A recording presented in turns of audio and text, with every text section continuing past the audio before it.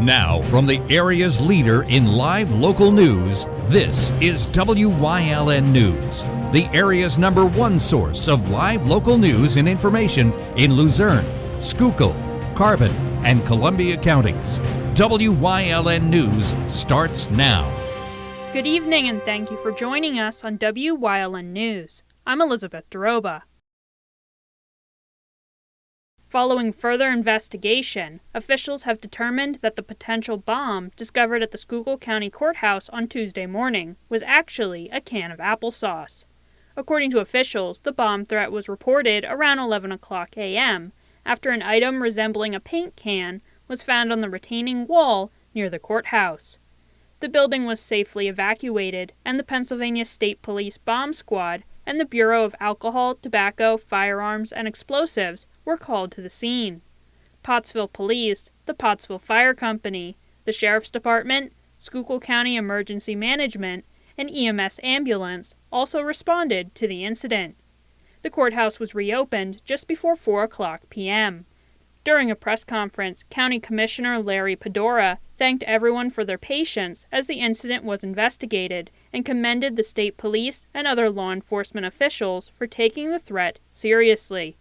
2 trials were interrupted by the evacuation, and the courthouse staff were given permission to go home around 1 o'clock p.m. The trials were scheduled to resume on Wednesday. Wyoming Area Regional Police responded to a victim's report of aggravated assault and attempted robbery on June 9th around 8 o'clock p.m. Police say the incident took place at the intersection of Carpenter Street and Park Street when the juvenile victim was approached by 3 males. 2 of the suspects reportedly held firearms, while the third held a gun. According to police, one of the suspects pointed his firearm at the victim, and the second firearm was pushed into the victim's stomach. According to the victim, their pockets were searched, but nothing was stolen. Officers say the 3 males, along with a female in a tan SUV, pursued the victim for about 5 blocks before he reached a friend's house and called the police. 3 juvenile males, 1 juvenile female, and 1 adult male were taken into custody in connection with the incident. One of the 3 juveniles was found with a Glock 19 styled BB gun in his waistband. The suspect vehicle has been impounded, pending a search warrant. The adult male has been identified as 19-year-old John Williams, who has been charged with attempted robbery and aggravated assault, among other charges. The investigation remains ongoing. Police say additional arrests are anticipated. The state police in Frackville are investigating a reported access device fraud. According to authorities, the suspect is male and purchased about $120 worth of diesel fuel with someone else's debit card. The transaction was then reported as fraud. The crime was reportedly committed at the Turkey Hill on Claremont Avenue in Rush Township. Anyone with information regarding the identity of the individual shown on screen can contact the Pennsylvania State Police Frackville Station at 570-874-5300. Coming up on WYLN News, Williamsport Police investigate an attempted burglary at the National Range and Armory. Plus, UGI announces an upcoming construction project in Hazleton. But first, we'll take a look at our 5-day forecast brought to you by the WYLN Weather Kids. We'll be right back. Brought to you by Lehigh Valley Health Network and Jefferson Health. Investing in your well-being and building healthier communities because more expertise and convenient care mean better outcomes and a healthier you. Learn more at lvhn.org/Jefferson.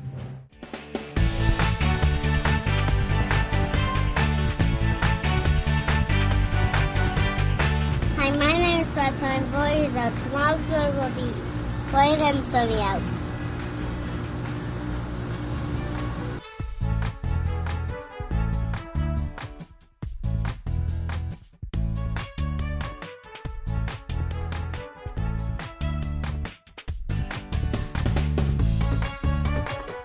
We want your child to be our WYLN Weather Kid. Your child can be our feature weather reporter of the day on WYLN News and WYLN social media posts. just by using your smartphone or any video recording device. It's easy. All ages are welcome, from toddlers to teens. To find out how, go to the weather section of WYLNTV.com or look for our post about it on the WYLN News Facebook page. Submit your Weather Kid video today. SJ Kowalski is your Mitsubishi Diamond Contractor. They can install a Mitsubishi electric Mr. Slim ductless heating and cooling system. Mr. Slim systems are designed to make any living space in your home inviting. You can have a different temperature control for every room in your home. The money-saving technology can save you 25 to 50% on your heating bill. For Mitsubishi, Rinnai, and trained comfort specialists, call SJ Kowalski at 570-455-2600. Hey, did you know WYLN posts news stories and other bonus content on social media all week long? The Weather Kids, Fresh from the Farm, Everyday Heroes, Let's Talk Sports, Feel Good Friday, daily news stories, and more. Visit WYLNTV.com, Facebook, and YouTube to check it out. WYLN, the local leader on social media. We're your local network. Come shoot at Whitetail Preserve, 118 Boulevard Road in Bloomsburg. Their skeet, trap, and sporting clay fields are professionally designed, and all stations are handicapped accessible. Whitetail Preserve has resident shooting instructors certified by the NRA in shotgun, rifle, pistol, home safety, and personal protection in the home. Whitetail can also cater any size event, whether it be a private party, corporate event, or wedding. Call 570-384-2314 or 570-790-8969. Do you like craft beer? Do you want to learn the right way to sample wine? How about checking out a restaurant with a unique flavor or a crazy food challenge? These are just some of the things we are featuring on Wine, Hops, and Road Stops. So, spend some time learning about great wine, great beer, and great food on WYLN TV 35.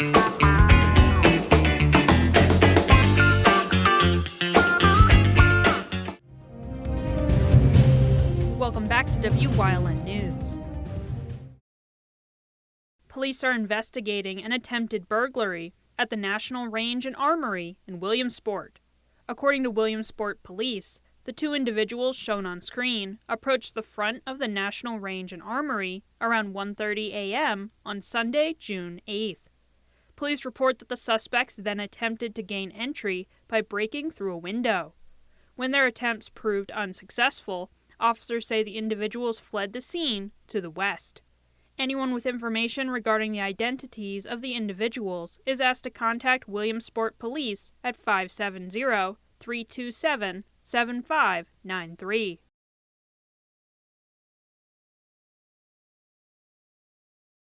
UGI has announced an upcoming construction project in Hazleton.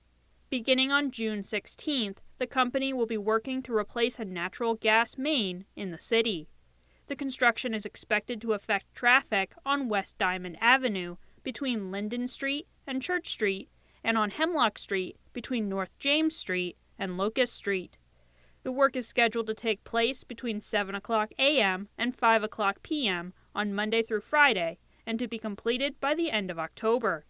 Drivers are advised that parking will be restricted on the impacted streets and to expect road closures, detours, and traffic delays while the work is being performed.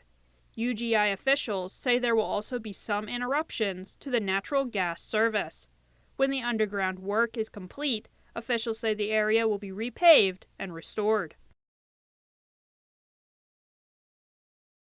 PA State Representative Jamie Walsh will be hosting a grant seminar in Sugarloaf on Thursday.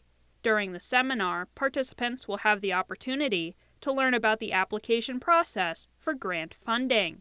Guest speakers at the event will include Paul McNoskey, the Regional Director of the Pennsylvania Department of Community and Economic Development, and Tyler Day, the Community and Economic Development Manager for the Northeastern Pennsylvania Alliance. The seminar will be held at the Sugarloaf Township Municipal Building, located at 858 Main Street in Sugarloaf, and will run from 2 p.m. to 4 p.m. A second seminar will be held at the Back Mountain Regional EMA Building in Dallas from 10 a.m. to 12 p.m. Coming up on WYLN News, we learn about Blaze Pods on this week's segment of Wellness Wednesday. Plus, Chris Fulmer leads us down the path through history with Mount Carmel, Part 3.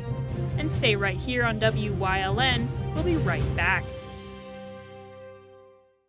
If you're looking for an affordable pre-owned car or truck, Cher's Auto Sales has a great lineup of clean, dependable, and quality vehicles. Stop in at 610 North Broad Street in West Hazleton, 570-454-7229. Cher's is proud to be celebrating 70 years in business.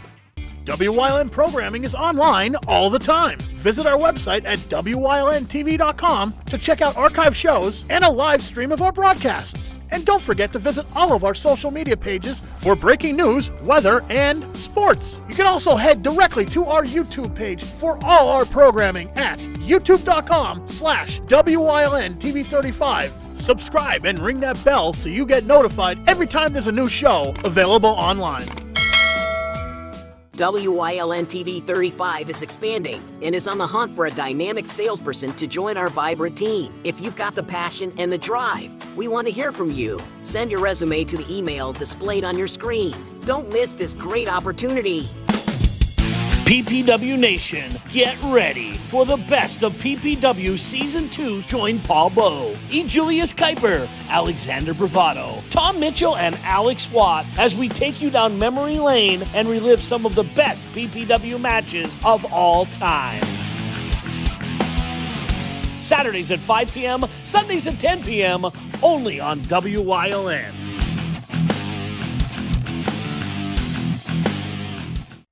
Something is out there. What it is, no one knows. However, since its first sighting, there have been numerous reports of strange lights in the night sky. Some say they are extraterrestrials, flying saucers. But to all of those seemingly unrelated uncertainties, there is one common thread. Solo Spaceman.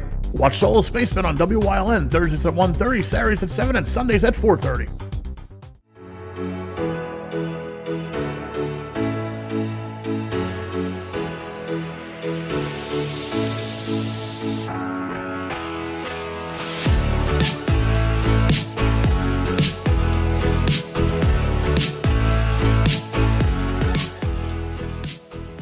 Hi, welcome to Wellness Wednesday. I'm Lisa Marie, and I have two words, Blaze Pods.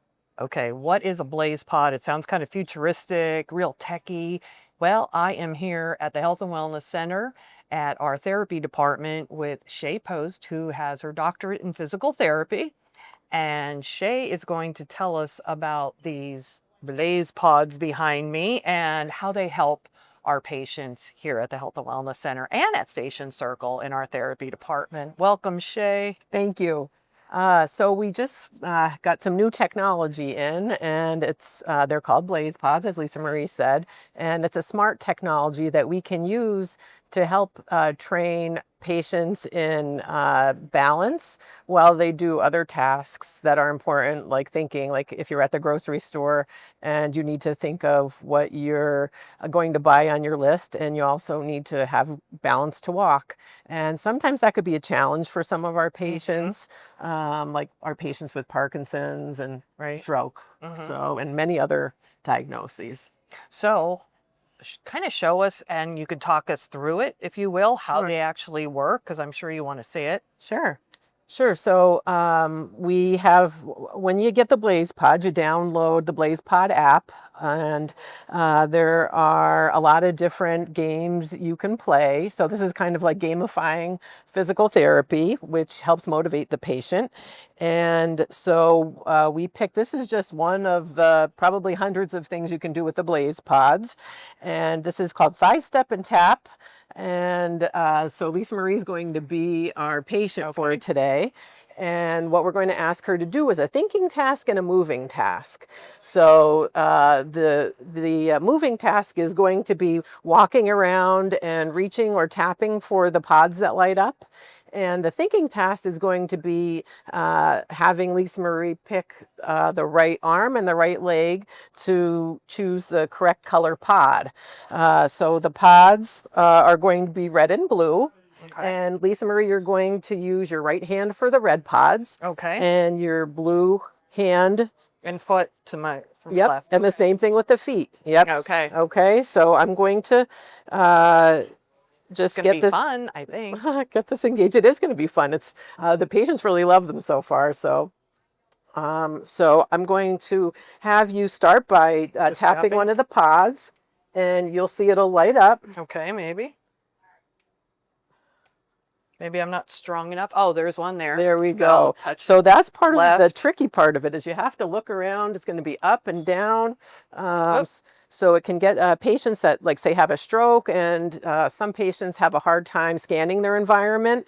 So it forces the patient to look around the environment, look left, look right, to find the pods. It also encourages them to think about what hand they have to use for which color pod, all while they're helping to keep their balance and walk from side to side. Oh my. So It does remind me of the game Simon, if anyone remembers that. it is like Simon. I remember I used to have one of those when I was younger. And So how do you determine which patients would be best met for this particular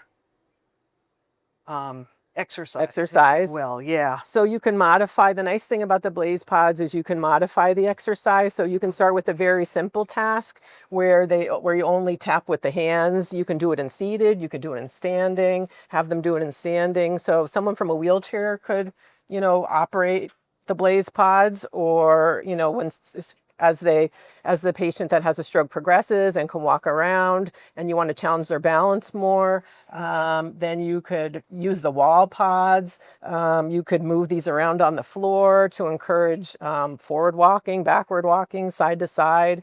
So how about, you were also mentioning something about more for the sports, those who are a little more... So it's helpful in neurologic physical therapy, but it's also can be used in orthopedic physical therapy for athletic training. It could help it train agility, reaction time. You can have, the patient sprint back and forth between the Blaze Pods. And so, you could use there's a variety of uses for them. I could see people maybe playing pickleball, working on balance, if we set them up around the room. So, tennis, any type of sport, you could work that into. So. Awesome. Well, thank you so much for showing us these Blaze Pods and how it can help people as their therapy to get better and get back to doing the things they love, whether it be pickleball or just taking care of things around the house. Thank you so much, Shay. Sounds good. And thank you for watching Wellness Wednesday.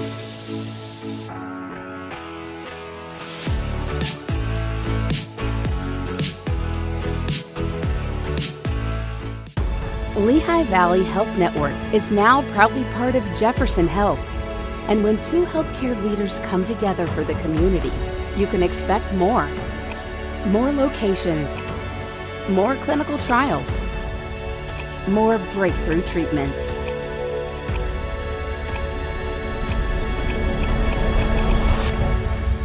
Jefferson Health and Lehigh Valley Health Network, together for the future of care. This week on Let's Talk Chiropractic, Nicole Bookman and our star Damien is going to explain why the birth process could be traumatizing to the baby and how a chiropractic adjustment is safe, gentle, and maybe every baby should get a chiropractic analysis just to see if their neck's in alignment. Watch the show.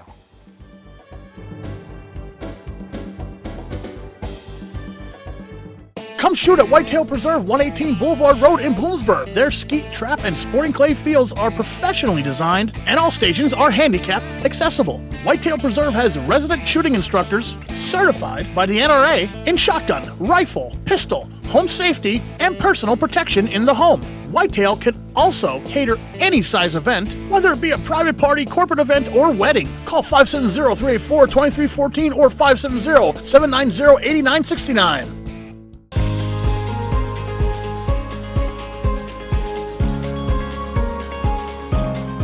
Hello, I'm Wyln historian Chris Fulmer. Pennsylvania's communities are filled with interesting history. Come with me as we discover the people, events, industries, and other historic facets of local towns.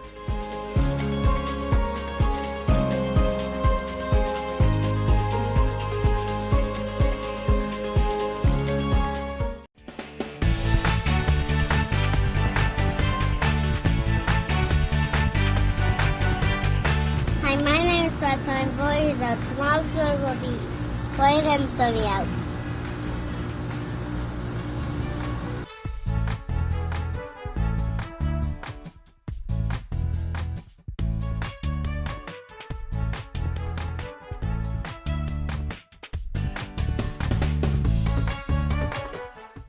A Path Through History is sponsored by the Old Jail Museum, 128 West Broad Street in Jim Thorpe.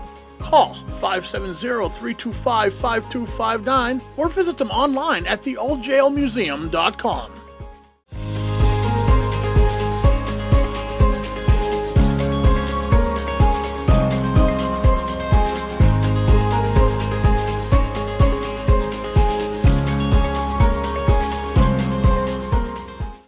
The turn of the century saw minor labor strife build up in the anthracite region, and Mount Carmel would prove an epicenter in April 1906. On the corner of 5th and Oak Streets, striking miners would be shot at by state troopers in what became known as the Miners' Dispute. 10 men were wounded, but all of them would survive. One did not necessarily need to work in the mines to be affected by the dangers of the mining business. This fact became clear to Mount Carmel residents on March 5, 1907, when the dynamite house at the Richards Colliery exploded with colossal force. The building had housed 5,000 pounds of dynamite and 60 kegs of black powder, among other explosives. The blast left a 15-foot crater where the dynamite house had been, and also destroyed the supply houses and office building at the Richards Colliery. The colliery's carpenter and blacksmith shops were also damaged. The explosion was powerful enough to rattle houses in Mount Carmel proper, and shatter plate glass windows all along Oak Street. 19 men at the colliery were injured, and one, Louis Dowie, would later pass on from a fractured skull. An investigation afterwards could not conclusively pin down the cause of the explosion, although it laid out the possibility that either steam pipes in the dynamite house had gotten too hot and triggered the explosives, or that rats chewing on the blasting caps had set them off. It was also around the turn of the century that one of Mount Carmel's ghost stories would begin. On July 10, 1903, recent Lithuanian immigrant Annie Metskis was picking huckleberries in the grounds of the Reliance Colliery, hoping to sell enough to pay for her husband's journey to America. It was then that a terrible thunderstorm swept over the town. Metskis ran for cover, eventually reaching the nearest schoolhouse. Maintenance man Frank Lewis was working on the building at the time and tried to tell her to take cover in the nearby coal shed. Metskis, however, did not understand English and instead continued running up the street toward a grove of trees. Several hours later, that was where her body was found face down, having been fatally struck by lightning, the strike having been so powerful that the soles of her shoes were blown clean off, and the pail she'd been carrying was completely crushed. Soon after, reports began of a spectral figure of a woman appearing around the Reliance Colliery, one which would ultimately disappear in a blinding flash of light. Annie Metskis rests today unmarked in Mount Carmel Cemetery, and perhaps her spirit still walks the town to this day. Moviegoers at Mount Carmel would have several options to view motion pictures in the early part of the 20th century. The grandest of them all was the Victoria Theater, which was built by William H. Lee around 1912 on West 3rd Street between Pear and Maple Streets. It would later be run by Victoria Amusement Enterprises, which additionally ran 2 other Victoria theaters in Shamokin and Monterey City. The screen was enlarged in 1953 as part of a general upgrade. The Victoria closed around 1970 and was demolished soon afterwards to be replaced by a bank. More intimate was the State Theater, which was adapted from the earlier Grand Army of the Republic Opera House. It ceased operations in the 1950s, and the Mount Carmel Post Office now stands on site. There was also for a few years the Theatorium on South Oak Street, which originally opened on August 28, 1907. Its capacity was expanded in 1912 to have room for 700 patrons, 500 in the main level and 200 in the balcony. The opening of the grander Victoria Theater would spell the end for the Theatorium, which closed in January 1925. The Central Cigar Store and Billiard Parlor, and later the Kinney Shoe Store would later stand on site. A few years prior, Mount Carmel had been the shooting location of an early movie. The mover behind the film was local promoter Felix Albert Lurch, who ran numerous local contests to advertise the Mount Carmel area. Taking note of the increasing popularity of motion pictures, Lurch decided to get into the movie business in 1916, with the intent of using local actors and locations to cut down the usually high costs of starring in studio. After testing out filmmaking with a pair of 20-minute films shot as part of another contest, Lurch ran office space in Mount Carmel's Guaranty Trust Building and hired a film crew from New York, planning to make a 5-reel epic picture. Lurch then offered a $20 gold coin as a prize for the person who could write the best screenplay, with the stipulation it had to be 500 words in length and feature as the main character a woman named Flo. The winning entry by William Hobbs would be titled A Romance of the Coalfields. To cast his epic, Lurch held another contest, with a prize of $50 offered to the winner as chosen by voters. Ultimately, with 408,190 votes cast for her, Mount Carmel's Verna Wydra, who had performed in numerous stage shows in the borough in previous years, won the honor of starring as Flo Barson in the film. Her brother Frank Wydra won the right, with 470,400 votes to his name, to play leading man Jack Parmley, while the second-place male contender, Mount Carmel firefighter Luke Bucky, will get to play the film's villain, originally named Tough Andy in the script, as a consolation prize. Filming began on June 28, 1916, with exterior shots filmed all over Mount Carmel. While rainy weather would wipe out attempts to film crowd scenes, the picture came along slowly but surely. A real bomb was constructed and detonated for a scene involving dynamite, and Luke Bucky would get a little too into his role as the villain, at one point tossing the actor playing his henchman down a mine shaft for added effect. Lurch's dreams of a major epic would be curtailed when the Philadelphia Movie Editing Board ultimately cut his magnum opus down to 40 minutes in length. Nonetheless, A Romance of the Coalfields was seen by nearly everyone in Mount Carmel when it premiered at the Theatorium on July 24, 1916. It would later be exhibited in New York City as well. Mount Carmel town fathers hoped for a time the film would make the community a nexus of filmmaking, but ultimately the industry would take root further west in Southern California. Felix Lurch would make no further movies, eventually becoming a longtime advertising executive in New England. It is believed that A Romance of the Coalfields has been lost to history, given how quickly early motion picture film degraded over time.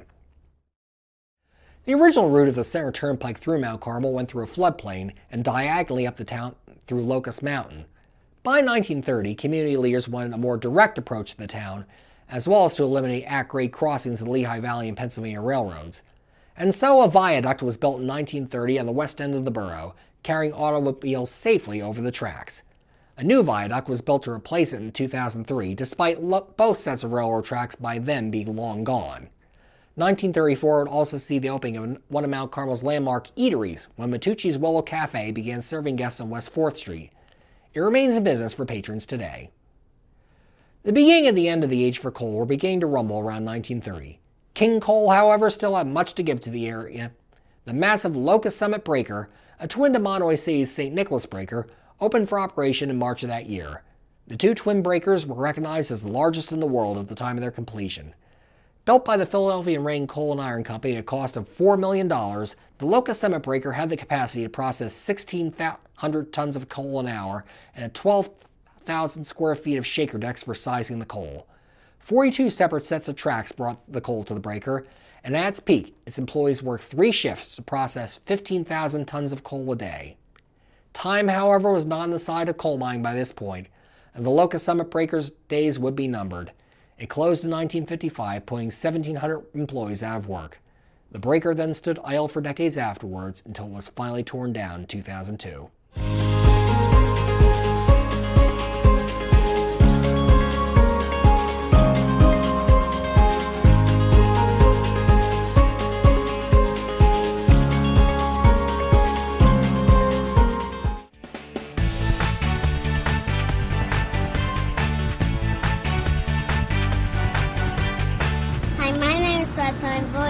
Tomorrow's good will be bright and sunny out.